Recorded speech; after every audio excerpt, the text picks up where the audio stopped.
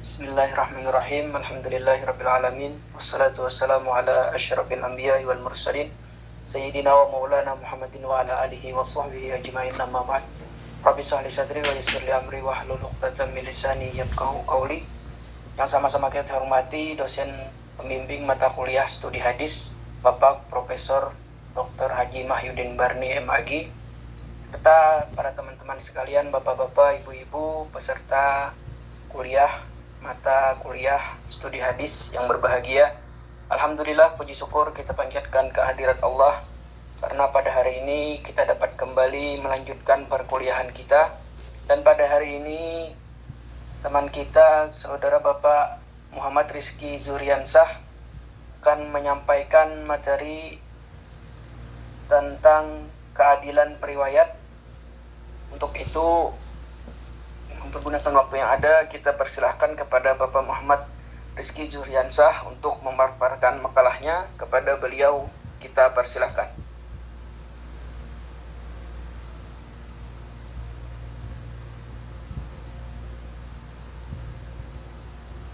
Terima kasih kepada moderator yang sudah memperkenankan saya untuk memaparkan makalah pada hari ini yang berjudul Keadilan Periwayat.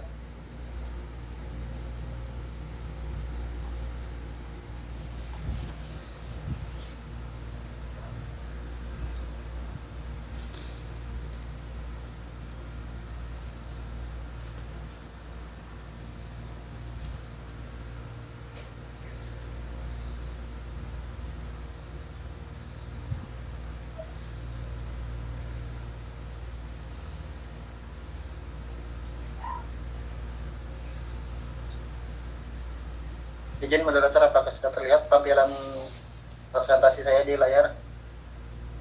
Ya, sudah terlihat Pak, dan suara pian sudah jelas didengar. Ya, bismillahirrahmanirrahim. Salatu wassalamu ala asyrafil anbiya'i wal mursalin sayyidina Muhammadin nabiyil wa ala alihi washabihi ajmain. Ya, pada hari ini kita bertemu kembali pada presentasi pemakalah yang mana saya sendiri yang mempresentasikan makalah saya pada hari ini yang berjudul dengan keadilan periwayat. Nah, langsung aja mulai. Hadis sebagai sumber ajaran Islam yang kedua setelah Al-Quran, yang diakui oleh hampir seluruh umat Islam. Hanya sekelompok kecil saja umat yang menolak hadis sebagai sumber ajaran Islam yang dikenal dengan singkat al-sunnah. Dalam studi hadis, persoalan sanad dan matan terkhusus kepada sanad merupakan unsur penting yang menentukan keberadaan dan kualitas suatu hadis. Suatu hadis sebagai sumber otoritas ajaran Nabi Muhammad SAW. Unsur itu sangat penting, artinya dan antara satu dengan yang lainnya saling berkaitan. Karena itu sunnah yang begitu urgen dalam agama, maka perhatian para ulama terhadap sunnah sejak masa sahabat sampai sekarang terus terjaga, baik dalam bentuk pemeliharaan sunnah dengan periwayatan pada orang lain melalui hafalan atau tulisan dalam bentuk kajian-kajian yang mendalam terhadap metodologi penerimaan dan penyampaian sunnah. Penilaian terhadap periwayat hadis dan penyeleksian sunnah dari segi bisa tidaknya penyadaran suatu ucapan, perbuatan ataupun ketetapan terhadap Nabi dipertanggungjawabkan keabsahannya.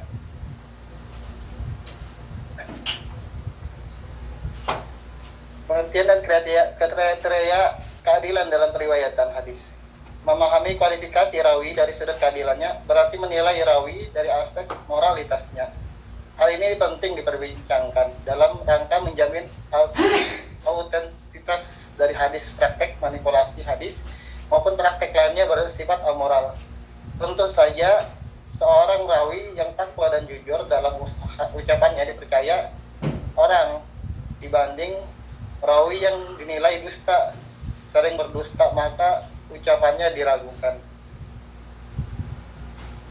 Ibnu Hajar mendefinisikan bahwasanya rawi itu adalah seseorang yang mengutip hadis sekaligus dengan syaratnya. Dan perawi itu bisa saja seorang laki-laki maupun seorang perempuan. Menurut istilah, ta'dil adalah menyebutkan tentang keadaan rawi yang diterima periwayatnya. Hal ini merupakan gambaran terhadap sifat-sifat seorang rawi yang diterima. Al-Hakim berpendapat bahwasanya seorang disebut adil apabila beragama. Sementara itu Hasbi As-Siddiqi mendefinisikan sebagai berikut: wasfu rawi bisifat tujibu adalatihi adawal qabulu di riwayatihi. Artinya mendefinisikan si rawi dengan sifat-sifat yang dipandang orang tersebut adil, yang menjadi puncak penerimanya riwayatnya. Ini adalah beberapa kriteria riwayat hadis. Yang pertama adalah beragama, yakni beragama Islam. Yang kedua berstatus mukallaf, dan ketiga melaksanakan ketentuan agama, dan keempat memelihara muro'ah. Pertama adalah beragama Islam.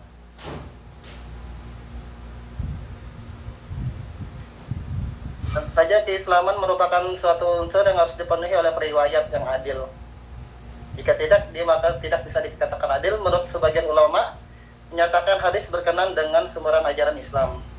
Orang yang tidak beragama Islam, maka bagaimana mungkin ia didapat diterima beritanya tentang ajaran Islam?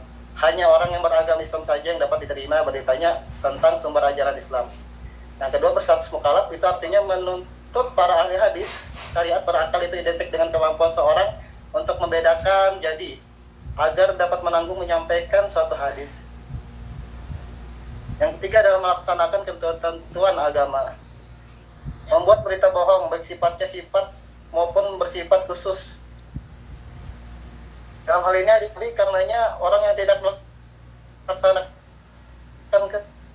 ketentuan agama maka tidak akan bisa dipercaya berita darinya, termasuk berita-berita yang disandarkan kepada Nabi. Jadi orang yang tidak melaksanakan ketentuan agama, khususnya agama Islam, tidak bisa dipercaya beritanya. Yang keempat adalah memelihara muro'ah. Pendapat dari Ibnu Qudaimah, muro'ah itu adalah rasa malu. Rasa malu, orang yang memelihara rasa malunya berarti orang yang memelihara muro'ahnya. Orang yang memelihara muro'ahnya tidak akan membuat berita bohong, karena membuat berita bohong adalah perbuatan hina. Perbuatan hina adalah perbuatan yang selalu dihindari oleh orang-orang yang memelihara muro'ahnya. Jadi untuk mengetahui adil atau tidaknya periwayat hadis, para ulama hadis telah menetapkan beberapa cara, yaitu melalui prioritas keutamaan periwayat hadis dari kalangan ulama hadis, penilaian daripada kritikus periwayat hadis, penerapan kaidah jah wa ta'dil. Jadi orang yang tidak bisa memelihara muro'ahnya tidak bisa dipercaya juga kata-katanya tentang riwayatnya, apalagi disandarkan kepada hadis Rasulullah SAW. Tingkatan yang selanjutnya ini yang ulun kutip di sini adalah tingkatan pertama daripada 6 tingkatan yang bisa saja saudara-saudara membaca pada makalah yang sudah saya kirim ke grup. Tingkatan pertama inilah tingkatan yang paling tinggi, yang menggunakan bentuk superlatif dalam pentakdilan, menggunakan wajah af'alah yang kita kenal sebagai wazan lil mubalaghah, artinya sangat dalam kepercayaan, seperti ucapan Wathikun nas, orang yang paling dipercaya, Sabatan nas, orang yang paling teguh manusia, Ilahi muntaha fit tasbit, orang yang paling top keteguhan hatinya dan lidahnya. Kaidah keadilan periwayat dalam hadis. Ada beberapa kaidah yang disebutkan di makalah juga. Lafaz jahar merupakan muhaddisin. Menurut muhaddisin ialah sifat seorang rawi yang dapat mencatatkan keadilan dan kehafalannya. Menjahar atau mentafrij seseorang rawi berarti mensifati seorang rawi dengan sifat-sifat yang telah menyebabkan kelemahan atau tertolaknya apa yang diriwayatkannya. Rawi yang dikatakan adil adalah orang yang dapat mengendalikan sifat-sifat yang dapat menodai agama keperwiraannya dan memberikan sifat-sifat yang terpuji kepada seorang rawi hingga apa yang diriwayatkan dapat diterima disebut mentadilkannya. Ta'rif ilmu jahr wa ta'dil adalah ilmu alladhi yubahatu fi ahwali riwayati min haitsu qubulu riwayatihim aw raddaha. Artinya suatu ilmu yang membahas hal ikhwal para rawi dari segi diterima atau ditolaknya periwayatannya. Ada beberapa syarat di sini, sekitar ada 6 syarat atau untuk mentadilkan atau mentarjetkan seorang rawi. Yang pertama adalah berilmu pengetahuan, yang kedua takwa, ketiga waro, ya ini orang yang selalu menjauhi perbuatan maksiat, subat-subat, dosa kecil atau makruh. Yang ketiga jujur, menjauhi fanatik golongan Yang kelima, menjauhi sebab-sebab untuk mentadilkan atau mentarjihkan. Dan yang terakhir adalah jumlah orang yang dipandang. Itu yang terakhir tadi. Jumlah orang yang dipandang cukup untuk mentadilkan atau mentarjihkan rawi-rawi minimal 2 orang. Baik dalam soal syahadah maupun soal riwayah. Pembahasan selanjutnya tentang perdebatan tentang keadilan sahabat. Menurut jumhur ulama berpendapat bahwasanya seluruh sahabat itu adil semuanya. Baik mereka yang ada terlibat fitnah pembunuhan maupun yang tidak terlibat fitnah pembunuhan. Keadilan dalam hal ini yang dimaksud adalah keadilan dalam periwayatan hadis merupakan keadilan dalam persaksian. Sebagian ulama berpendapat bahwasanya keadilan sahabat itu tidak berbeda dengan keadaan orang lain.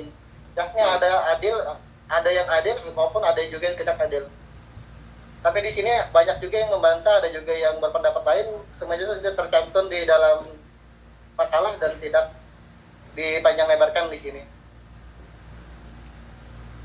Pendapat jumhur ini juga diperkuat oleh Ibnu Hajar dengan mengatakannya bahwasanya yang paling benar di antara kita adalah bahwasanya sahabat itu orang yang bertemu dengan Nabi Shallallahu Alaihi Wasallam dalam keadaan beriman dan meninggal dalam bentuk memeluk agama Islam.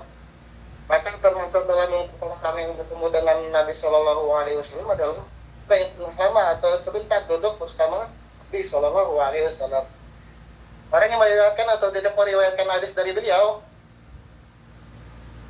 ataupun orang yang pernah atau tidak pernah berperang sama sekali sama beliau, orang yang pernah melihat beliau sama sekali saja tidak pernah duduk bersama beliau, orang yang tidak bisa melihat beliau karena satu halangan seperti kebutaan, itu dinamakan sahabat.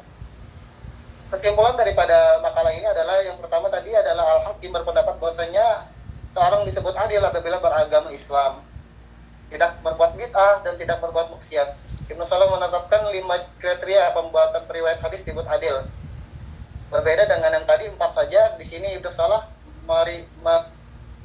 menetapkan 5 kriteria, yaitu beragama Islam, balik, bakal, memberi murah dan tidak berbuat fasik. Ini adalah tambahannya, tidak berbuat fasik. Yang mana yang sudah disebutkan 4 tadi di atas itu fasik ini mau menjaga murah juga karena tidak mengerjakan perbuatan hina. Pendapat sudah dikemukakan Al-Nawawi, sementara itu Hajar menyatakan bahwa si adil dimiliki oleh seorang periwayat tanpa tadi merupakan bahasa memberi beberapa arti. Satu, menegakkan hukum. Kedua, membersihkan, misalnya memberikan sesuatu. Tiga, membuat seimbang, misalnya orang membuat seimbang dalam penimbangan. Jadi dalam hal ini tadi mempunyai 3 pengertian, yaitu menegakkan atau disebut win. Yang kedua adalah membersihkan atau disebut tazkiyah. Dan ketiga adalah membuat seimbang atau taswiyah. Ya mungkin itu presentasi daripada makalah ulang hari ini. Salah silap, mohon maaf. Ulang serahkan lagi kepada moderator. Wassalamualaikum warahmatullahi wabarakatuh. Terima kasih kita ucapkan kepada Bapak Rizky Yansah telah memaparkan makalahnya pada hari ini. Tadi sudah dijelaskan tentang keadilan periwayat, baik dari pengertian dan kriteria, kemudian tingkatan ta'dil dan lapas-lapasnya, kemudian dilanjutkan lagi kaidah keadilan periwayat, dan juga yang terakhir tadi tentang perdebatan tentang keadilan sahabat. Sudah dijelaskan beliau, mudah-mudahan yang kita terima dapat kita pahami. Kemudian apabila ada teman-teman yang masih kurang paham atau ada sanggahan, ada pertanyaan, untuk sesi pertama kita buka 2 orang penanya dulu kepada para teman-teman sekalian. Kami persilahkan untuk bertanya.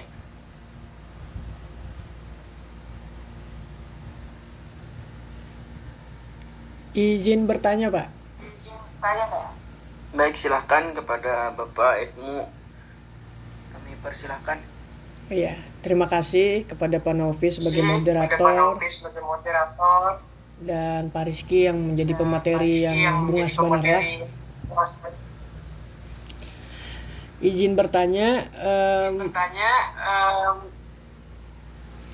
mengenai keadilan periwayat, apakah ada perawi yang wanita? Kalau ada siapa? Kalau nggak ada, mengapa tidak ada? Terima kasih banyak. Baik, terima kasih kepada Pak Edmu telah memberikan pertanyaan tadi. Kami ulang dulu pertanyaannya, yakni tentang keadilan periwayat. Nah, jadi yang Pak Edmu tanyakan adalah apakah dalam perawi itu ada seorang wanita? Kalau tidak ada, alasannya kenapa semua perawi itu laki-laki, tidak ada wanita? Mungkin seperti itu Pak Edmu. Iya, soalnya biasanya kan yang lebih paham mengenai manusia itu wanita kan, detail-detailnya itu. Lebih detail lah kalau wanita menceritakan seseorang itu kan. Apalagi lewat majelis ghibah itu ya. Terima kasih Pak. Terima kasih. Pertanyaannya sudah kami tampung dulu. Kemudian kami berikan satu kesempatan lagi kepada penanya. Persilakan apabila ada yang ditanyakan. Baik, kepada Ibu Raudatul Jannah kami persilahkan. Ya, terima kasih Sis. Langsung saja saya ingin bertanya, apa alasan bahwa si sahabat Rasul itu dihukumi adil? Nah, bukankah tadi juga ada disinggung sahabat itu juga ada yang bermusuhan, berseteru, bahkan ada yang terjadi sampai tumpah peperangan. Nah, itu bagaimana kita bisa menilai sahabat itu adil? Nah, terus untuk perawi hadis ini yang non sahabat, nah itu kan kalau misalkan mereka berbuat kesalahan atau salah satu ibaratnya itu sudah bisa dinilai sebagai hadis yang dhaif. Nah, itu mengapa alasannya? Mungkin itu saja dengan dari saya. Terima kasih. Untuk pertanyaan yang kedua tadi diulang tentang perawi hadis yang non sahabat tadi. Yang non sahabat tadi Kak. Yang kedua. Permisi Pak Novi, ini kalau pian nyalakan suaranya double Pak. Oh, enggak. Ya. Yang kedua tadi mengenai perawi yang non sahabat. Nah, kalau perawi yang non sahabat itu kan salah sedikit mereka bisa dikatakan hadis yang diriwayatkan oleh mereka itu dapat bernilai dhaif. Nah, itu mengapa? Alasannya saja. Baik, terima kasih. Nah, jadi tentang perawi hadis yang non sahabat, mungkin apabila ada kesalahan atau apa langsung dikatakan dhaif tadi pula. Alasannya kenapa seperti itu? Terima kasih kepada Ibu Raudatul Jannah. Pertanyaannya sudah kami terima. Jadi di sini ada 3 pertanyaan tentang yang pertama tentang keadilan perawi oleh Bapak Ibnu Yulpijar tadi. Pertanyaannya, apakah ada perawi wanita? Kalau tidak ada, kenapa alasannya tidak ada wanita? Kemudian yang kedua tadi tentang pertanyaan Ibu Raudatul Jannah. Yang pertama, apa alasan semua sahabat itu dihukumi adil? Sedangkan mereka ada yang berseteru kemungkinan sampai ada yang tumpah darah. Nah, jadi yang kedua tadi pertanyaannya tentang perawi hadis yang non sahabat. Nah, jadi apabila ada permasalahan, kadang langsung dikatakan hadis itu adalah dhaif. Apa alasan mereka seperti itu? Mungkin sudah dapat diterima pertanyaannya Pak Rizky? Alhamdulillah, bisa diterima Pak. Baik, terima kasih. Mungkin 2 penanya dulu. Ada 2 orang penanya, 3 pertanyaan yang kami catat di sini. Kami serahkan kepada Bapak Rizky Juriansah untuk memberikan tanggapan dari pertanyaan tersebut. Terima kasih moderator yang sudah memberikan kesempatan untuk menanggapi beberapa penanya tadi. Mungkin kita mulai daripada pertanyaan Bapak Edmu Yulfizar tadi, yang mana pertanyaan Sidin adalah apakah ada rawi wanita? Jika ada siapa, jika tidak ada mengapa? Kita ketahui bersama bahwasanya ada rawi daripada kalangan sendiri adalah istri Sidin yang bernama Sayyidah Isa. Dibuktikan dengan kemampuan Sidin bahwasanya Sidin meriwayatkan lebih daripada ribuan hadis, yakni jumlahnya 2.210 hadis yang diriwayatkan oleh beliau ketika mendampingi Rasulullah SAW. Bahkan sisi Aisyah ini menempati di posisi keempat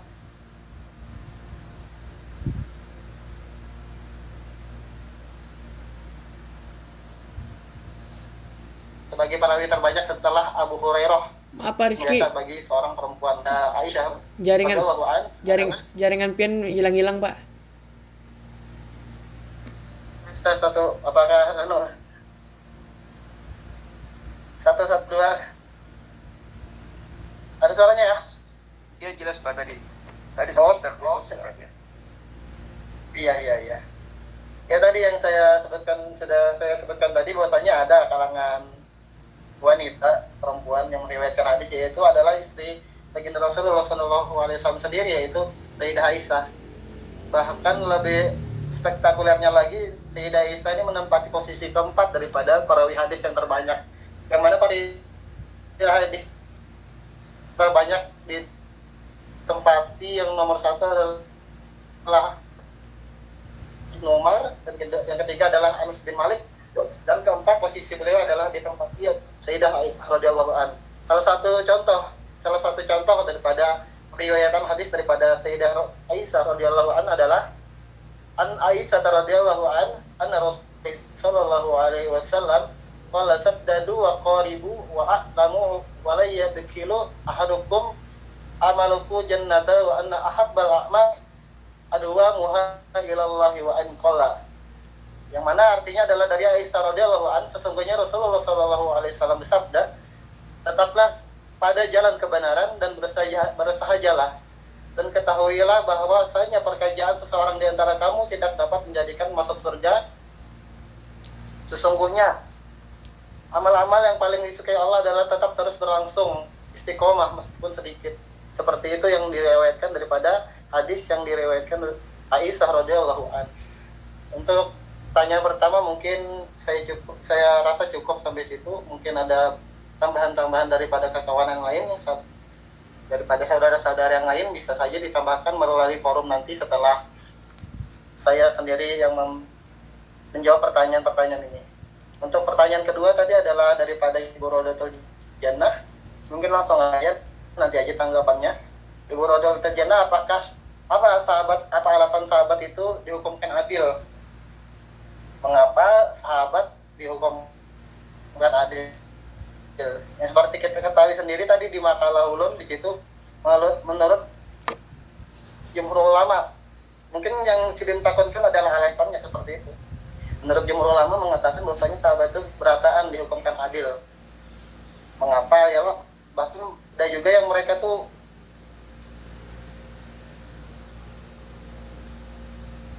daripada periwayat hadis yang betul-betul sikoh gitu. Di sini ada pendapat bahwasanya pendapat dari golongan Ahlus Sunnah wal Jamaah bahwasanya mereka tidak ada menolak konsep bahwasanya sahabat itu adil secara keseluruhan. Artinya mereka setuju begitu. Setuju bahwasanya keseluruhan sahabat itu adil meskipun ada beberapa kriteria yang tidak memenuhi seperti yang tadi, ada cacat ataupun apa seperti itu. Pendapat bahwasanya seluruh sahabat adil. Pertama adalah Al-Quran, Sunnah, dan Ijma'. Bahwasanya Sunnah wal Jamaah memandang sahabat itu merupakan komunitas manusia terbaik di dalam urusan agama. Mereka juga merupakan generasi yang mendapat tuntunan langsung dan pelajaran daripada Rasulullah SAW. Yang seperti kita tahu juga bahwasanya Rasulullah SAW itu memandang sahabatnya seperti sangat spesial seperti itu. Yang seperti kita tahu juga kan ada hadis yang menyebutkan sahabat-sahabatku itu seperti bintang-bintang ya. siapapun dari mereka yang kalian ikuti akan mendapat petunjuk dan hidayah. Mungkin karena itu alasan-alasan beberapa pendapat ulama atau jumhur ulama mengatakan bahwasanya seluruh sahabat itu adil. Mungkin banyak lagi di makalah ulama itu banyak yang menentang, seperti Khawarij, beberapa golongan yang lain seperti golongan Murji'ah, golongan Mu'tazilah, golongan Syiah. Mereka berbeda pendapat tentang mensifati sahabat, tentang menentang bahwasanya para sahabat itu seluruhnya adil. Tapi ketika kita melihat jumhur ulama serta pendapat daripada Ahlussunnah wal Jamaah, mereka sepakat bahwasanya mensifati para sahabat itu seluruhnya adil, seperti itu. Untuk yang pertanyaan kedua daripada Ibu Raudatul Jannah, kenapa perawi non sahabat? Untuk perawi non sahabat artinya bukan sahabat. Jika salah sedikit saja mempengaruhi kualitas hadis sampai bisa-bisa kualitas hadisnya itu ketingkatan dhaif, lemah sama sekali gitu. Ya karena tadi mereka ini namanya aja bukan non sahabat, berarti orang yang bukan sahabat seperti itu, ataupun bukan daripada golongan tabiin seperti itu. Mungkin seperti itu. Yang lain awin non sahabat aja gitu. Kenapa jika salah sedikit tidak dapat mempengaruhi kualitas hadis sampai bisa-bisa hadis itu bersifat dhaif, tingkatan hadis itu dhaif, lemah. Ya karena mereka tidak memenuhi kriteria yang sudah disebutkan untuk menjadi perawi hadis. Sedangkan tadi beberapa kriteria yang sudah disebutkan adalah tadi memelihara muru'ah, melaksanakan ketentuan agama, status mukallaf ataupun beragama Islam. Mungkin kalau beragama Islam tentu saja beragama Islam, mukallaf tentu saja mukallaf. Melaksanakan ketentuan agama mungkin saja juga ketiga ini tidak ada cacat sama sekali. Tapi ketika di dalam memelihara muru'ah, bisa saja mereka di situ ada kelumputan di situ. Nah, karena bahwasanya sebagai perawi hadis itu harus tidak ada cacat sama sekali, maka keempat ini adalah haknya mutlak gitu untuk perawi hadis, terutama untuk perawi non sahabat, karena mereka kan tidak mendapat keistimewaan seperti sahabat-sahabat yang sudah disebutkan, seperti itu. Ya mungkin kita lempar lagi ke moderator, apakah ada tanggapan daripada kedua penanya tadi seperti itu. Oke, terima kasih atas jawabannya. Tadi semua pertanyaan sudah dijawab oleh Bapak Rizky. Yang pertama tadi tentang perawi wanita yang ditanyakan oleh Bapak Ibnu tentang apakah ada perawi wanita, dijawab oleh Pak Rizky ada, yaitu istri Nabi sendiri tentang Aisyah yang telah merawi hadis banyak ribuan hadis dan sedang berada di posisi yang keempat. Kemudian tadi pertanyaan yang kedua tentang apa alasan semua sahabat dihukumi adil. Nah, sudah jawab juga oleh Pak Rizky, karena adanya jumhur ulama yang memandang kepada pandangan aswaja dan juga mereka adalah generasi terbaik yang langsung bertemu dengan Rasulullah. Kemudian yang ketiga tadi tentang non sahabat, karena ada kurangnya kriteria perawi hadis sehingga ada yang dapat dikatakan hadis itu dhaif dan lain sebagainya. Jadi sebelum ada tambahan atau ada sanggahan, kami serahkan dulu kepada penanya apakah sudah mencukupi untuk dipahami atau masih ada yang kurang atau ada sanggahan. Yang pertama kepada Pak Edmo dulu, bagaimana? Ya, terima kasih sudah. Mantap Pak Rizky. Tapi nanti mungkin ditambahi lagi yang non sahabat yang dari wanita, kalangan wanita tuh. Ya kan, kalau yang dari istri-istri Nabi kan pasti tuh. Soalnya belum pernah dengar yang selain istri-istri Nabi itu, atau yang dekat dengan Nabi. Terima kasih Pak Rizky, luar biasa, mantap. Terima kasih kepada Pak Edmo tadi. Oke, ada tambahan tadi tentang yang di luar daripada sahabat, apakah ada perawi wanita tadi kan? Tapi kalau untuk perawi wanita memang ada dari kalangan istri Rasulullah tadi. Nah, jadi nanti ada apakah ada yang dari non sahabat. Oke, kepada Ibu Raudatul Jannah, apakah sudah dapat diterima pertanyaan dan dijawab oleh Pak Rizky tadi? sudah sangat jelas sekali saya rasa Pak. Jadi pada intinya tadi sahabat itu para jumhur ulama tadi sepakat bahwasanya sahabat itu adil dikarenakan sahabat itu merupakan generasi terbaik yang pernah bertemu langsung, berjumpa langsung dengan Rasulullah. Meskipun ada beberapa di antara mereka yang tidak memenuhi kriteria. Ya, mungkin itu Pak. Terima kasih banyak. Oke, terima kasih kepada Ibu atas tanggapannya. Mungkin kita masuki dulu sesi kedua. Yang kedua, kepada Bapak Ibu, apakah masih ada yang ingin ditanyakan atau ada sanggahan kepada Bapak Ibu sekalian? Kami persilahkan untuk bertanya ataupun ada sanggahan dan lain sebagainya. Boleh, izin boleh meminta kalau objek. Oke, Pak Arianto, dipersilakan, ada sanggahan atau ada apa? Yang paling kita tidak menyebutkan fatwa jumhur ulama itu kan. Pak Arianto, suara pian halus Pak. Sama Pak Nopi juga halus suaranya. Bahwa Nah, mantap. Bahwa keadilan sahabat itu menurut jumhur ulama itu sepakat bahwasanya maka itu ambilkan kalau Pak Rizky kalau jumhur ulama kontemporer yang wayang ini kayak pandangannya apakah sama dengan jumhur ulama klasik dahulu? Kalau jumhur ulama klasik dahulu mungkin mungkin aja sebab kan jelas menyetujui dia bahwasanya semua sahabat itu adil.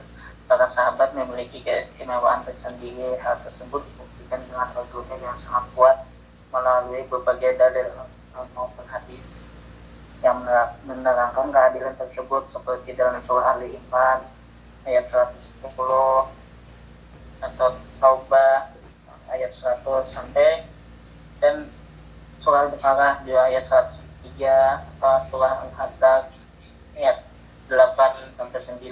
Itu kan jumhur ulama klasik. Kalau jumhur ulama yang wayah ini Pak, yang kontemporer, bagaimana pandangan mereka terhadap keadilan sahabat Pak? Apalagi kan wayah ini banyak kalau yang sarjana kesarjanaan hadis dari bagat Quran, bagiannya lagi mewarnai hadisnya. Gimana tuh pandangan Rizky yang tentang keadilan sahabat menurut ulama kontemporer? Ya, kita jawab. Pak. Ya baik, terima kasih kepada Pak Arianto tadi. Mungkin ada sedikit pertanyaan juga, mungkin pertanyaannya dari jawaban Pak Rizky tadi tentang pertanyaan Ibu Raudatul Jannah tentang alasan sahabat dihukumi adil tadi. Nah, jadi Pak Rizky menjawab tadi tentang jumhur ulama yang berpendapat bahwa semua sahabat itu dapat dihukumi adil. Nah, jadi Pak Arianto tadi bertanya, apakah jumhur ulama yang kontemporer yang sekarang ini masih berpendapat seperti itu atau ada yang lain lagi yang sekarang ini pandangannya seperti apa? Itu pertanyaan dari Pak.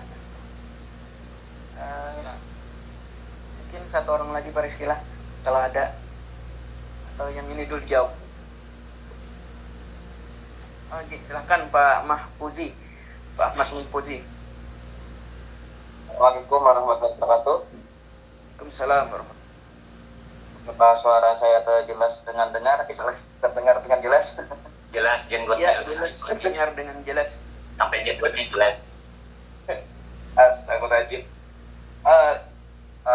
Terima kasih kepada moderator dan pemaparan masalah, serta kepada Bapak dosen pembimbing yang ingin menanyakan tentang kemudahan seorang perawi. Ya, sebagaimana kita ketahui bahwa adil itu jelas ada ukurannya. David itu juga jelas, entah itu David Bisutot atau Bisudur, jelas kita tahu itu Qur'an itu ukurannya apa itu? Apakah hanya dengan pandangan atau perasaan kita ketika melihat, oh itu kan pantas? Apakah ada ukuran tentang kemurkaan seseorang? Itu saja mungkin dari ulun. Assalamualaikum warahmatullahi wabarakatuh. Waalaikumsalam warahmatullahi wabarakatuh. Terima kasih kepada Bapak Ahmad Mahfuzi. Beliau menanyakan tentang mur'ahnya perawi. Nah, apakah ada gagasan atau seperti apa, atau memang hanya dengan pandangan atau perasaan saja? Mungkin sudah dapat diterima pertanyaannya Pak Rizky.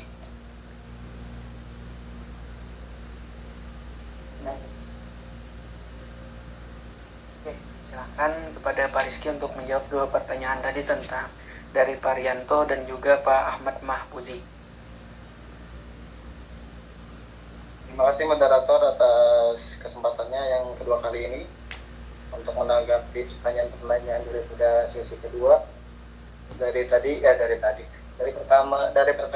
yang pertama tadi ya. Dari pertanyaan pertama ya, ini daripada Bapak Rianto. Yang sudah disebutkan tadi kan tentang jumhur ulama daripada zaman dulu atau iyalah zaman dulu ya. Bagaimana dengan jumhur ulama yang masa kini atau kontemporer dalam mensifati ulama, dalam mensifati sahabat-sahabat yang dikatakan bahwasanya para sahabat itu semuanya adil gitu. Mungkin untuk ulama-ulama kontemporer juga masih berpendapat atau sependapat dengan ulama-ulama masa dulu. Mungkin ada beberapa golongan atau kelompok yang berbeda mungkin pendapatnya, atau mungkin beberapa pendapat daripada ulama-ulama kontemporer ini memandang daripada sifat keadilan para sahabat tuh berpilih seperti itu. Ada juga yang sahabat-sahabat terdekat Nabi, dan ada juga sahabat-sahabat yang cuma semasa atau sejaman sama Nabi. Mungkin mereka sependapat daripada sahabat tuh adil berataan, ataupun juga kada adil, sebagiannya adil, sebagiannya juga tidak adil. Contohnya adalah yang adil itu adalah sahabat-sahabat terdekat Nabi seperti Ali bin Abi Thalib, Utsman bin Affan, Umar bin Khattab, dan yang lain-lainnya yang memang sekeliling Nabi, yang paling dekat dengan Nabi. Ada juga yang berpendapat bahwasanya sahabat itu ya tergantung juga mereka tuh yang mana gitu. Meskipun sama sahabat sejaman dengan Nabi, bisa juga mereka tuh dibedakan daripada kedekatannya gitu. Maksudnya tuh kadang sahabat secara menyeluruh gitu. Ada sahabat secara menyeluruh, beberapa sahabat saja yang dipandang adil oleh mereka kaum kontemporer seperti itu. Untuk selebihnya ulun masih kurang memahami juga, ladri ministil ilm. Jadi ulun katakan untuk selebihnya ulun kurang tahu masalah itu.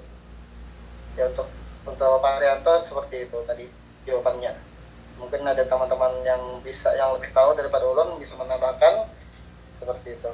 Ya, jadi ulun beralih kepada pertanyaan kedua tadi. Pertanyaan kedua tadi daripada pertanyaan Bapak Ahmad Mahfuzi seperti itu tadi ya. Bagaimana sih menilai seseorang itu muraahnya? Apakah ukurannya ada ukuran tentang menilai kemurahan seseorang itu daripada seorang perawi? Yang seperti tadi sudah disebutkan juga, apakah ada cara mengukurnya gitu? Apakah menurut pandangan saja ataukah penilaian orang lain? Yang di sini disebutkan daripada Ibnu Qudamah tadi adalah murah itu adalah rasa malu, memelihara rasa malunya. Jadi orang yang kada memelihara rasa malunya itu berarti kada ada murahnya. Beberapa tentang kriteria murah tadi seperti yang kita sebutkan tadi adalah orang perawi itu berani membuat berita bohong ataupun fasik. Hal fasik ini adalah seperti tidak menjaga auratnya, membuka aurat, seperti yang kita ketahui lagi, meludah ke kanan, dan beberapa kriteria murah yang lainnya seperti itu yang tidak dilakukannya gitu, yang tidak dijaganya. Banyak hal-hal fasik yang lainnya. Hal fasik itu termasuk juga di dalam muroah. Jadi yang bisa ulun jawab adalah bagaimana mengukurnya adalah dengan menilainya. dengan memandangnya, dengan menilainya, dan dengan mengetahui kabarnya, yakni kabarnya daripada orang terdekatnya. Ini kalau kita zaman sekarang kan bisa kita lihat daripada kitab Rijal itu ya, tentang bagaimana sih seorang rawi itu sifatnya seperti itu. Mungkin itu yang ulun jawab daripada pertanyaan tadi. Mohon ada tambahan silakan ditambahkan. Seadanya dari ulun cuma sampai situ saja. Ya, terima kasih moderator. Baik, terima kasih atas jawabannya Pak Rizky. Tadi sudah dijawab keduanya tentang pertanyaan Pak Rianto dan juga Pak Uzi. Kita kembalikan dulu kepada penanya, apakah sudah dapat dipahami atau masih ada kurang? Alhamdulillah bisa dapat dipahami Pak. Terima kasih. Untuk mungkin ada aja. Halo Pak Iskile. Kalau jumpa ulama sudah sebentar tidak pulang konten oleh bisa ada itu sekali dah kayak itu. Ya. Oke, baik Pak Rianto. Kemudian kita tanyakan kepada Pak Ahmad Mahfuzi tadi, bagaimana Pak Ahmad Mahfuzi, kalau sudah dapat diterima?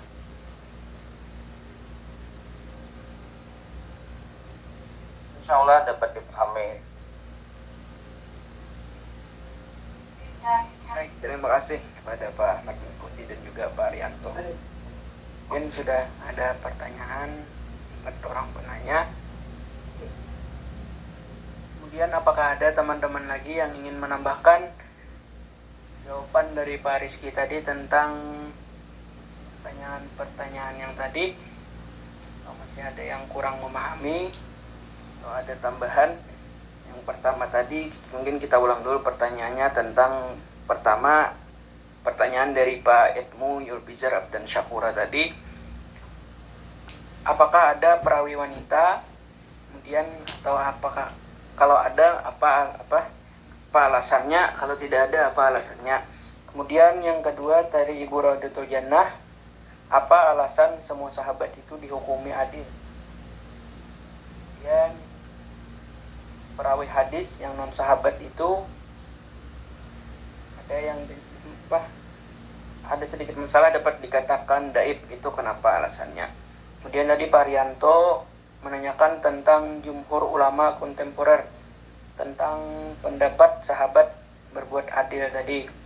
Kemudian yang terakhir pertanyaan dari Pak Ahmad Mahfuzi tentang mur'ahnya perawi. Nah, kriteria mur'ah itu seperti apa? Apakah ada ukuran-ukurannya? Mungkin ada teman-teman yang ingin menambahkan jawaban dari Pak Rizky Duriansah. Kami persilakan.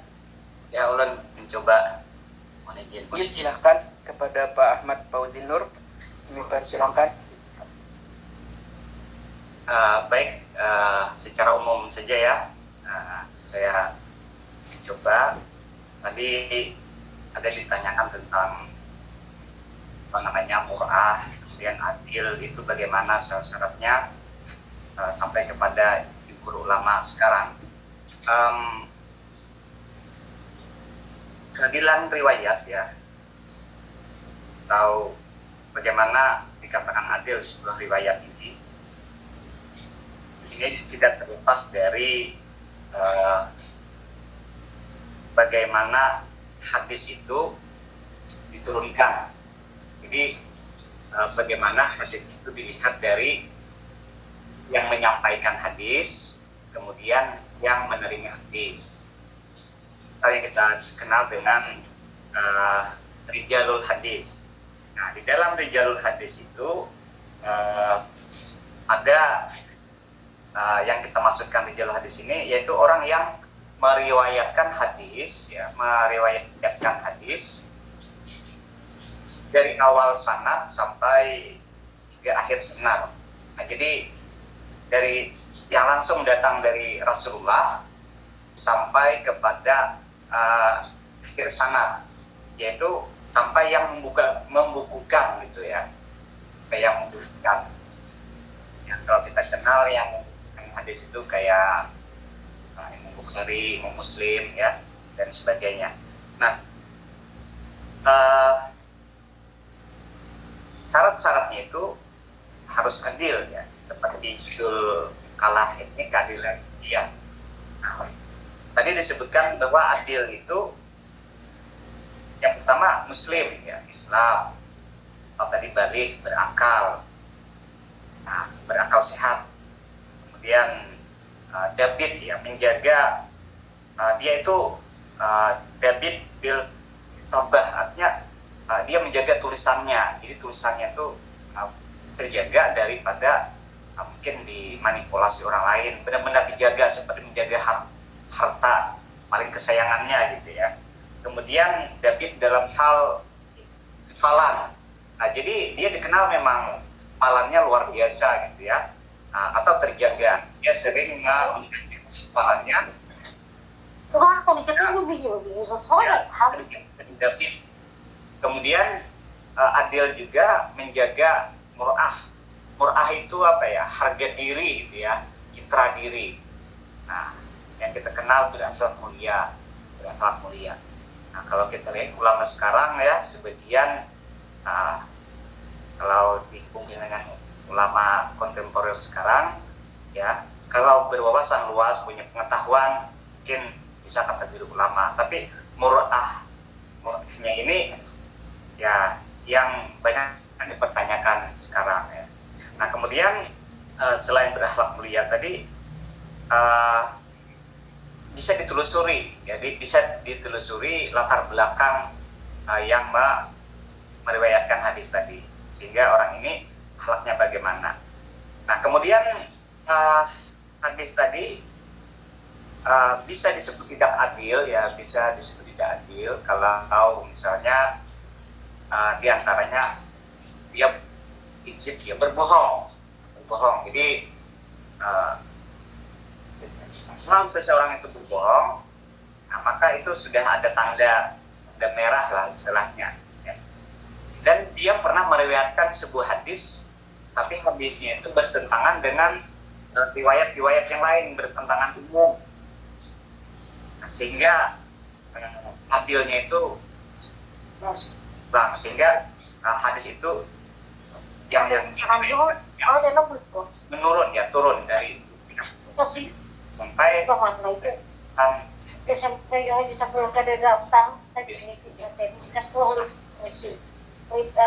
mungkin ini yang sudah saya uraikan ya, tentang bagaimana jalur hadis ini mengantarkan kita kepada pemahaman riwayat hadis dari awal sanad hingga sampai yang membukukan ya, sampai pada yang dijelaskan oleh pemateri ya, sudah luar biasa tadi tentang apa namanya periwatan dari perempuan, yaitu istri Rasulullah sendiri ya, Sayyidah Aisyah ya. Nah, kemudian kalau dari sahabat pernah ada pertentangan, artinya di sana pertentangan itu bukan pertentangan yang prinsip ya, sehingga antara sahabat biasanya Abu Bakar dan Umar berbeda pendapat misalnya gitu ya tentang suatu keputusan, tapi mereka itu tetap dalam hal prinsip Islam itu mereka tetap luar biasa, dan mereka telah disebutkan Rasulullah punya tempatnya sendiri, artinya punya keistimewaan tersendiri, sehingga memang dalam kurun sahabat itu adalah kurun yang paling tinggi lah, karena beliau berjumpa dengan Rasulullah mereka itu, dan juga terlihat mur'ah mereka itu terlihat ya, akhlak mereka itu terlihat. Nah, sehingga wajar dan para sahabat itu, riwayat-riwayat dari para sahabat itu sahih ya, bisa dikatakan sahih semua itu. Nah, kemudian ulama sekarang yang kontemporer, kita tidak menafikan juga ya, kita tidak bisa juga mengatakan ulama kontemporer itu istilahnya makamnya itu rendah atau apa gitu ya. Bahkan siapa lagi yang memutuskan suatu perkara sekarang ini kalau bukan ulama-ulama sekarang? Tentu ulama-ulama pilihan, ulama karismatik yang kita kenal ya sekarang ini. yang menjaga murahnya ya. Dosen-dosen kita ya itu banyak yang ulama-ulama yang murah ya itu. Nah jadi seperti di dalam bulan puasa ini kan sering kita ketemu, bolehkah, ini salah satu contoh misalnya, bolehkah kita berzakat dengan transfer? Nah, di zaman sahabat tidak ada, bahkan di zaman tabi'in ya tidak ada. Siapa yang memutuskan selain para ulama kita sekarang? Nah tentu dengan kealimannya, kearifannya, kita bisa mengikuti pendapat ulama kontemporer ini, yang mana sangat membantu kehidupan sekarang ya, istilahnya kehidupan keagamaan beribadah kita sekarang. Nah boleh aja langsung duit ya, ada pakai baras ya, nah, itu kan tidak ada hadisnya bolehkan duit atau apa, itu banyak kias sudah ya lihat kias sekalian. Nah tapi tidak bertentangan dengan apa namanya hakikat daripada zakat itu sendiri. Nah, mungkin itu diantaranya. Terima kasih. Mohon maaf kalau ada kesalahan. Dosen juga mohon maaf kalau ada kesalahan. Bisa diluruskan. Assalamualaikum. Waalaikumsalam warahmatullahi wabarakatuh. Terima kasih kami ucapkan kepada Bapak Ahmad Fauzi Nur telah menambahkan banyak penjelasan yang dapat kami terima dan kami ambil di sini. Mungkin ada teman-teman lagi yang ingin menambahkan atau ada sanggahan.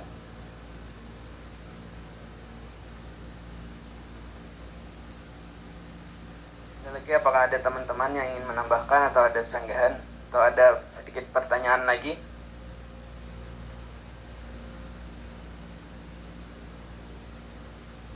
Mungkin tidak ada lagi ya. Pak Rizky, masih ada yang ingin disampaikan?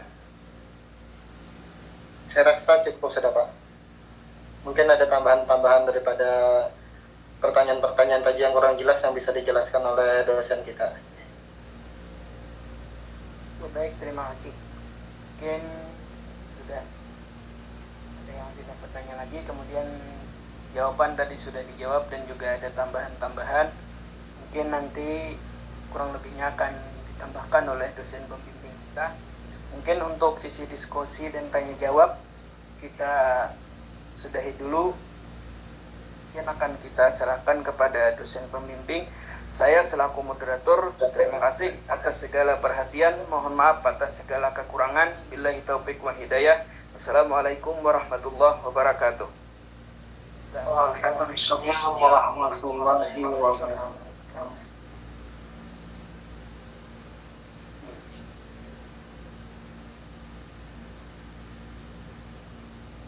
Alhamdulillah ya, diskusi kita berjalan dengan baik. Ada mungkin hal-hal yang mungkin perlu saya beri stressing, penekanan. Yang pertama tadi keadilan sahabat.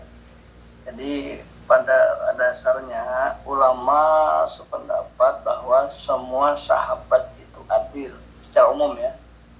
Nah tadi sudah disebutkan tadi kenapa mereka dikatakan adil, itu mereka berpegang misalnya firman Allah surah Al-Fatah surah ke-48 ayat 18, A'udzubillahi minasyaitonirrajim, bismillahirrahmanirrahim. Laqad radiyallahu 'anil mu'minina idh yubayyi'unaka tahta asy-syajarah fa'alima ma fi qulubihim anzala sakinata 'alaihim wasabahum fathan qariba. Nah, itu antara lain mereka berpendapat bahwa para sahabat itu diridhai oleh Allah Subhanahu wa ta'ala. Lalu ada hadis Nabi, khairukum qarni summal ladzina yalunahum summal ladzina yalunahum. Sebaik-baik kalian, kata Rasulullah, adalah generasiku, kemudian generasi berikutnya, dan kemudian generasi berikutnya lagi. Itu dua dalil yang bisa saya gunakan yang sebagai rujukan para ulama bahwa para sahabat itu adil secara umum ya. Lalu bagaimana kalau para sahabat itu melakukan perbuatan yang bertentangan dengan agama? Nah, misalnya pernah pada suatu ketika Al-Ash'as ya bin Qais bin Ma'dikab Al-Kindi itu dia masuk Islam kemudian murtad, kemudian masuk Islam lagi, padahal dia pernah meriwayatkan hadis dari Umar bin Khattab. Nah, orang yang seperti ini dikatakan ulama pengecualian. Jadi dia tidak termasuk yang dikatakan adil. Di semua sahabat adil kecuali ini. Nah, kecuali yang melakukan perbuatan yang bertentangan dengan agama. Karena salah satu keadilan tadi kan adalah melaksanakan ketentuan ajaran Islam atau ketentuan agama. Nah, contoh lain misalnya yang yang adil itu misalnya yang membunuh Ali siapa? Ibnu Muljam ya. Nah, Ibnu Muljam dari kaum Khawarij. Nah, itu meskipun dari sahabat, karena dia melakukan perbuatan tidak terpuji, maka dia tidak dikatakan adil. Jadi yang semua sahabat adil kecuali yang jelas-jelas melakukan perbuatan yang dilarang oleh agama. Itu ya yang pertama. Yang kedua, apa itu mur'ah? Nah, tadi saya sebutkan juga mur'ah itu menjaga diri, artinya malu melakukan satu perbuatan yang dilarang oleh Allah Subhanahu wa taala.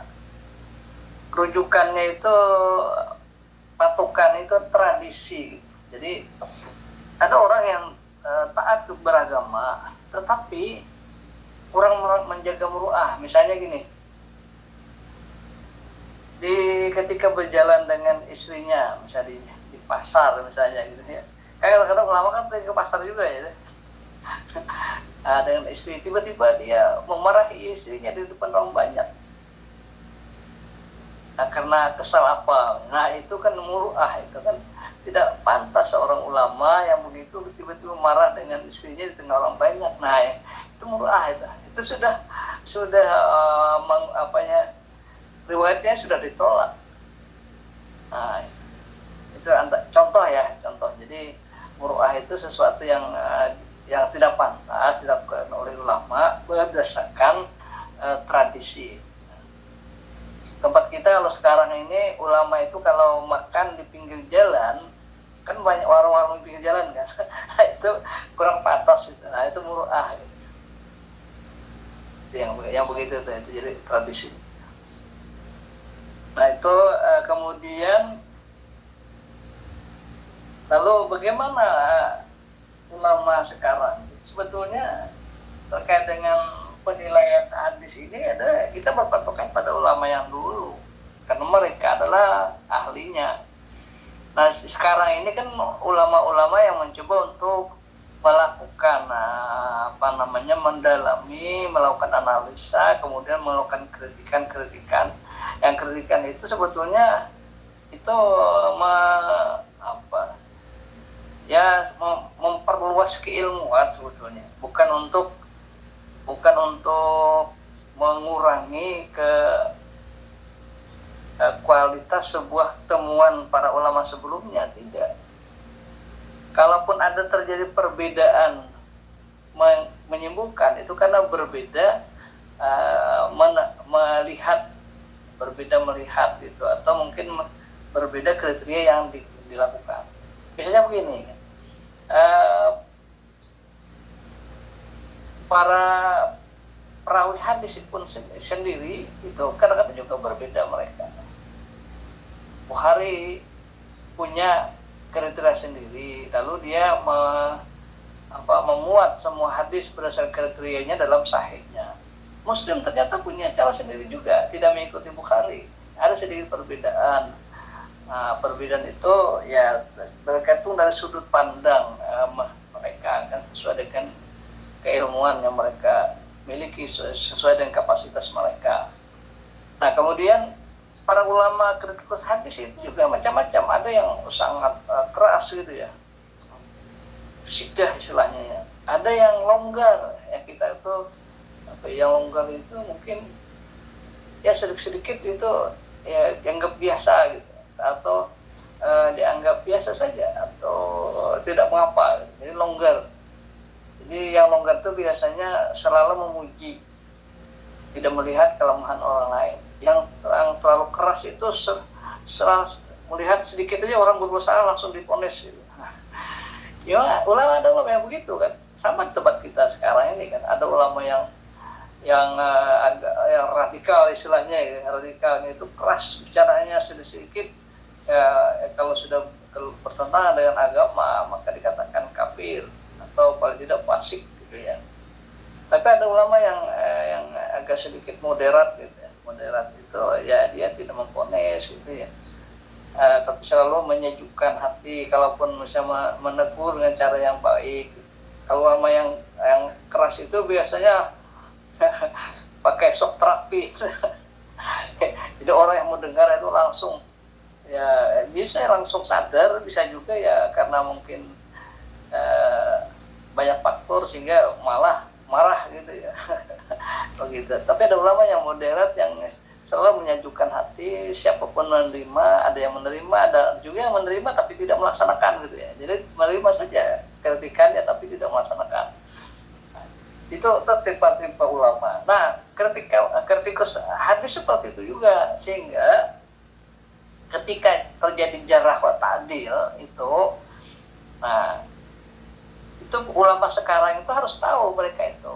Makanya kritikus hadis harus banyak membaca buku-buku, kitab-kitab yang membicarakan tentang para periwayat hadis yang ada dalam kitab rijal itu, jarah wa ta'dil. Jadi mereka harus membaca itu. Mereka tidak mungkin melakukan kritikan, melakukan analisis kalau tidak tahu itu. Jadi kalau ada ulama tiba-tiba menilai, ini salah, tapi tidak tahu sumbernya, itu namanya bohong saja. Mereka dia hanya ngomong saja, gitu. Tidak punya kapabilitas, tidak punya kompetensi, gitu. Jadi mereka-mereka yang kritikus hadis itu, mereka memang sudah menguasai membaca buku-buku yang ditulis oleh para ulama sebelumnya. Dari situ mereka tahu mana yang mungkin bisa membuat memberikan kontribusi baru dalam rangka pengembangan keilmuan. Sama sekarang kan kita disertasi itu ada temuan-temuan baru. Ya, jadi ya, mungkin temuan baru itu memang betul-betul baru atau yang dulu itu ada terus diperluas atau mungkin diperkuat gitu. Begitu juga. Jadi itulah yang terjadi, dan para ulama dahulu itu mereka menulis buku itu kan awalnya seperti Bukhari, Muslim itu mereka mentadwin, mereka mengumpul menulis. Setelah itu ada yang mengumpulnya, misalnya Ibnu Hajar, itu Bulughul Maram itu kan dari sekian kitab dikumpulkan dalam sebuah buku Bulughul Maram.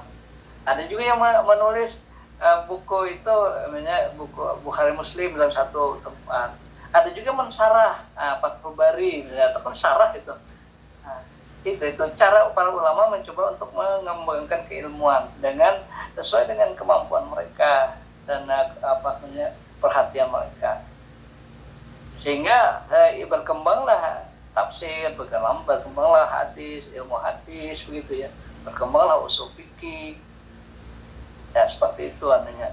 Tapi ya tentu mereka yang melakukan itu harus memiliki keilmuan yang mumpuni, yang punya kompetensi yang bisa dipertanggungjawabkan, gitu. Tidak asal bunyi gitu ya. Mungkin itu informasi yang bisa saya sampaikan. Silakan kalau ada yang mungkin dipertanyakan.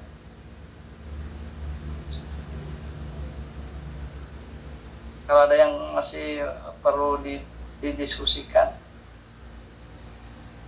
terkait dengan kehadiran para sahabat.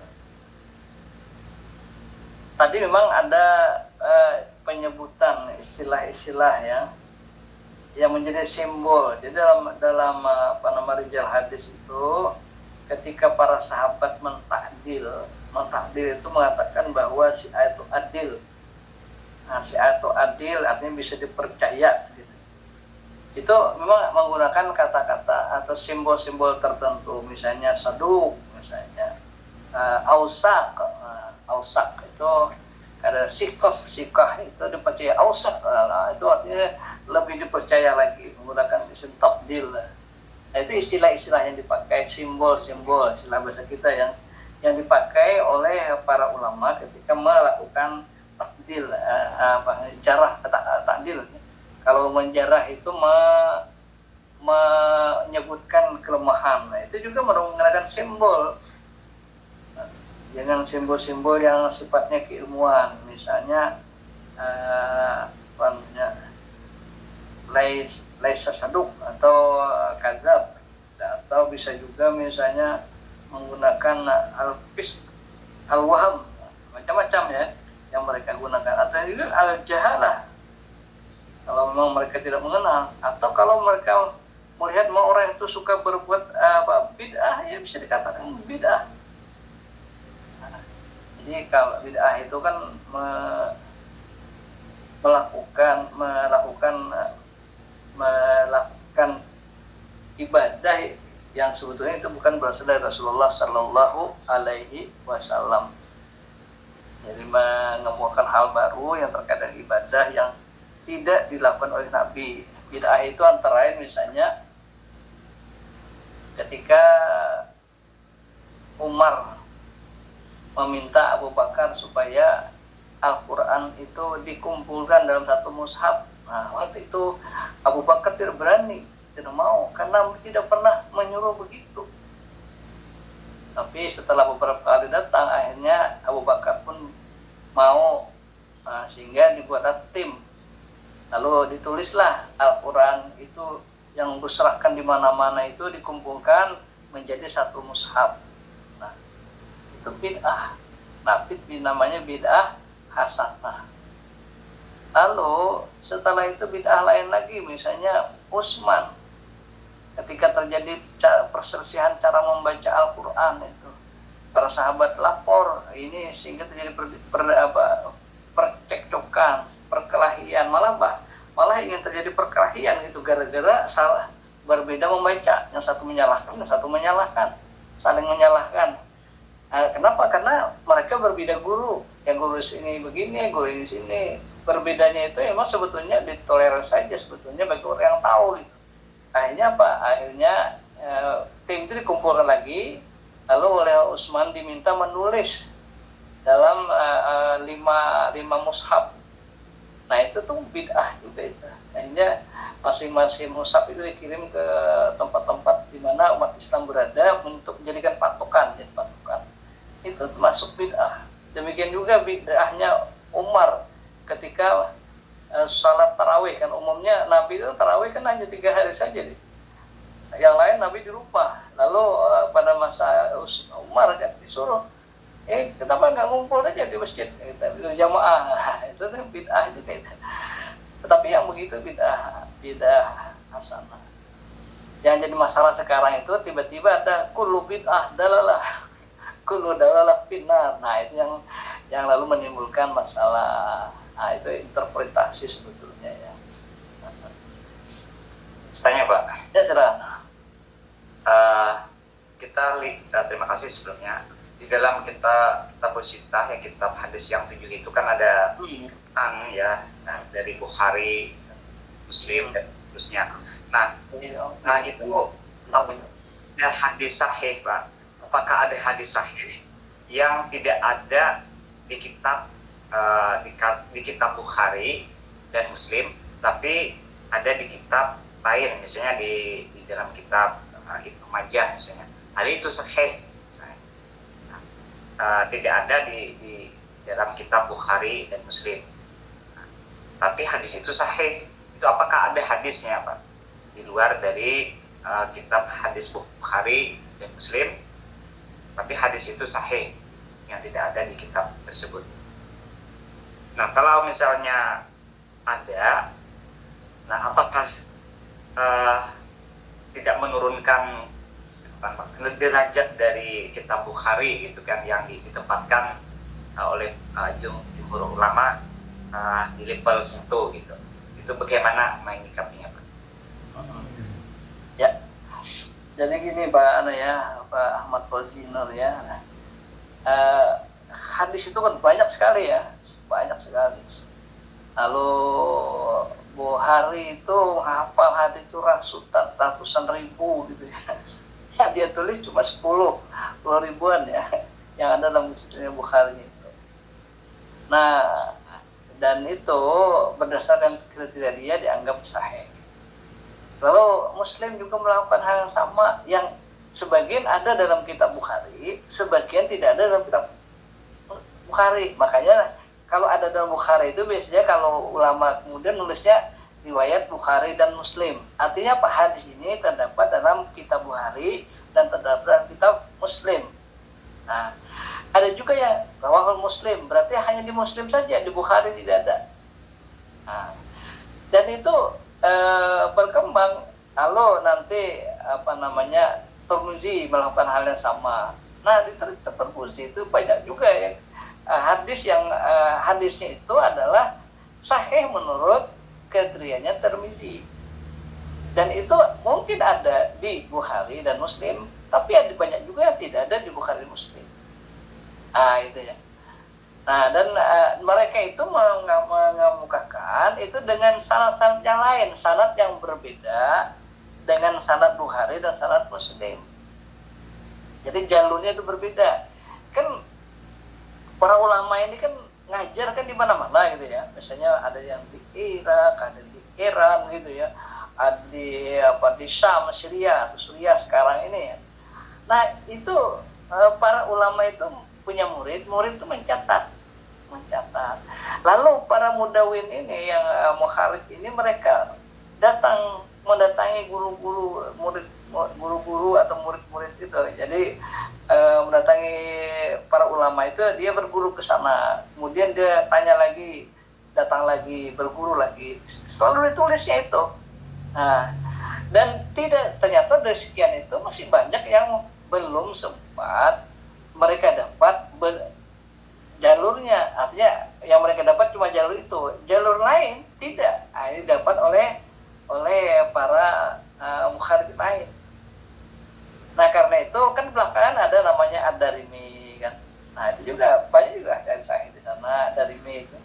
Buat saya kriteria dari Darimi. Kemudian ada juga Baihaqi itu yang kemudian itu dan itu tidak mengganggu kualitas sebelumnya. Kenapa? Karena mereka punya cara yang berbeda, punya jalur yang berbeda. Nah, kalau misalnya kebetulan sama hadisnya, lalu muhadits menyebutkan hadis riwayat Bukhari, Muslim, Abu Dawud, Nasai, Tirmizi, kan banyak itu. Ada yang akhrajus sab'ah ya, oleh orang 7, Bukhari, Muslim, Ahmad bin Hanbal, Abu Dawud. Itu istilah-istilah yang biasa menggambarkan bahwa hadis itu berada di beberapa kitab. Dan lalu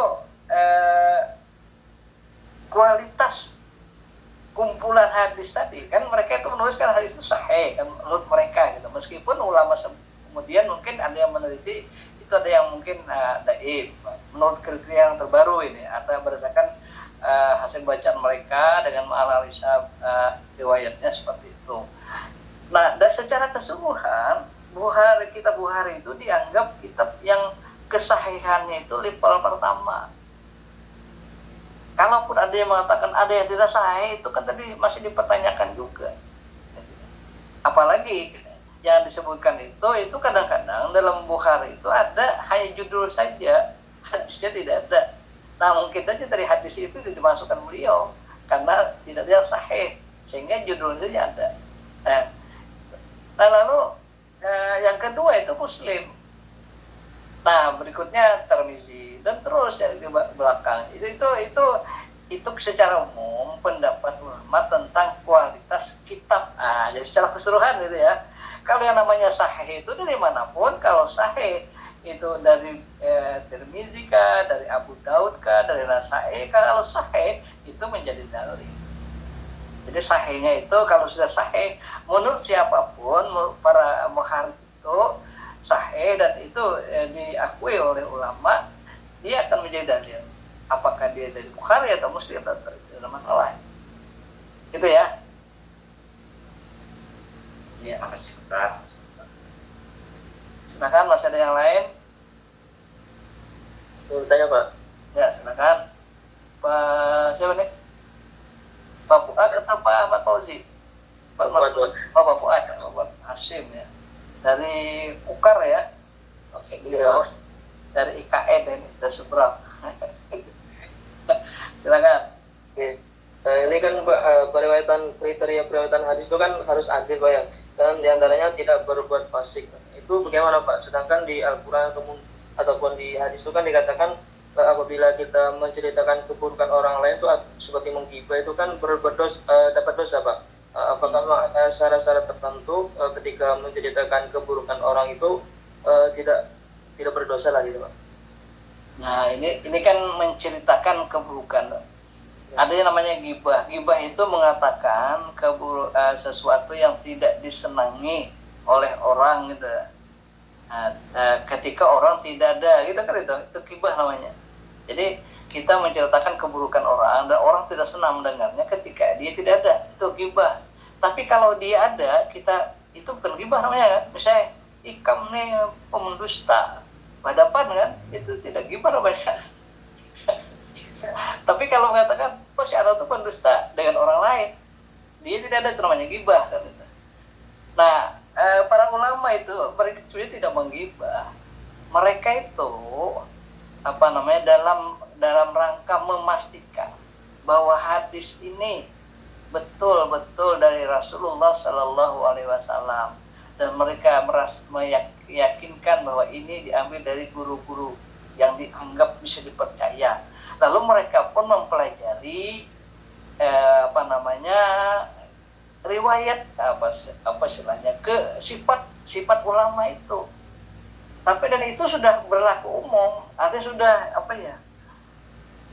bukan meneliti mencari kesalahannya, tidak, memang sudah secara umum orang sudah kenal itu. Oh, si Anu ini begini, si Anu begini. Contohnya misalnya yang tadi yang As tadi ya, itu kan murtad. Murtad itu yang ketahui orang itu. Dan ketika orang menyebut asas itu, orang ingat, oh dia pernah murtad. Nah, kan itu. Langsung, jadi yang umumnya yang diceritakan dalam rijal hadis itu adalah mereka-mereka yang ulama yang sudah sudah secara umum dikenal begitu. Nah, bukan ditanya si Anu kayak apa gitu, bukan begitu. Kenapa? Karena ulama hadis itu kan orang-orang yang terkenal. Kan orang terkenal, kayak gitu aja. Kalau ulama kan pasti terkenal. Kalau ulama itu ulamaan, ulama pasti dipertanyakan. Kalau orang pasti ada catatan kan. Oh ya, itu juga ulama, tapi baca Quran dia kada horoi. Nah, jadi ada yang itu sekarang itu saya tidak mau nyebut orangnya gitu ya. Dia menafsirkan ayat Al-Quran, tapi setelah dilihat tafsirnya dia tafsir Semagui, tidak ada rujukannya. Akhirnya malah merusak. Jadi itu sudah ulama yang dia sebagian orang mengatakan dia ulama gitu ya, karena dia mengajar Al-Quran, mengajar tafsir gitu ya. Dulu ya, sekarang nampaknya tidak terlihat lagi. Begitu juga dulu itu ketika para sahabat mereka belajar ke guru-guru itu, mereka bertanya kepada, kalau memang untuk meyakinkan itu, mereka bertanya kepada guru-guru juga. Ini si Ano, dari si Ano, ini si Ano. Lalu kayak apa orang ini, itu tuh kan sudah, ternyata menurut para ulama, orang itu, oh ini Sadu, oh ini Siko, oh ini Adi, oh orang ini Kadib, artinya sering berdusta. Jadi itu umumnya begitu. Jadi mereka itu tidak melakukan ghibah ya, tapi dalam rangka untuk meyakinkan bahwa hadis bahwa orang ini bisa diterima sanadnya. Sama dengan ketika pada masa Abu Bakar, Umar misalnya ya. Umar itu kalau ada orang menyampaikan hadis, Umar tidak langsung menerima. Tanya, siapa yang tahu hadis ini lagi? Ada yang katakan, saya tahu yang di sini. Nah, baru percaya. Nah, itu istilahnya apa? Tabayun ya. Recek jadinya. Jadi tidak langsung percaya, langsung. Kalau ada yang mendengar yang lain berarti ada saksinya kan gitu. Nah, para ulama dulu begitu. Jadi mereka mencari untuk mengetahui gitu, mereka melakukan cek balance istilahnya, mencek lagi betul tidak ini mereka ini ulama yang bisa dipercaya. Kenapa? Karena itu terkait dengan keabsahan hadis tadi. Kalau ulama itu tidak sahih, mereka tinggalkan, tidak akan ambil hadisnya itu. Kalau ulama itu tidak dikatakan sikah, tidak dikatakan adil, mereka tinggalkan. Sehingga Bukhari sendiri setelah mau Tarikhul Kabir kan, dia bukan Tarikhul Kabir, itu menulis riwayat sejarah para periwayat itu. Kalau ternyata mereka itu ada yang tidak sikah atau tidak dabit, oleh Bukhari langsung ditinggal saja riwayatnya, tidak dimasukkan di dalam bukunya itu. Jadi begitu kan. Jadi bukan menggibah itu namanya ya. Dan bukan juga wala tajassasu, bukan mentajassus gitu. Ya, kalau mentajassus itu umumnya kan mereka yang mencari kelemahan orang lain untuk dijadikan komoditas, untuk dijadikan senjata makan tuan kan begitu guys. Tapi ini tidak. Ini adalah untuk kepentingan agama. Dan cara pun beda ya. Begitu ya Buat ya. Iya Pak, terima kasih. Jadi sama aja kita ketika kita misalnya kan disuruh kan ini mentahrik hadis ini. Kita kan menulis itu. Nah, ada periwayat kan di sana. Terus teliti ternyata di sana katanya kadzab. Ini atau munkar. Kita menolak. Bukan berarti kita menggibah dia, tapi kita melakukan sesuatu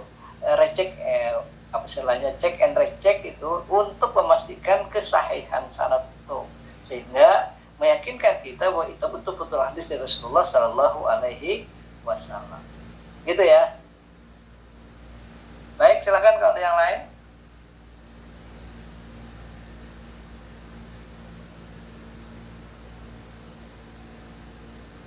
Habis ya.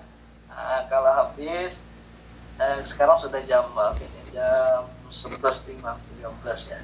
Baik, bapak-bapak, ibu, saudara-saudari sekalian, sebelum kita berdoa bersama, saya ingin dokumentasi lagi. Tadi baru sekali ini ya.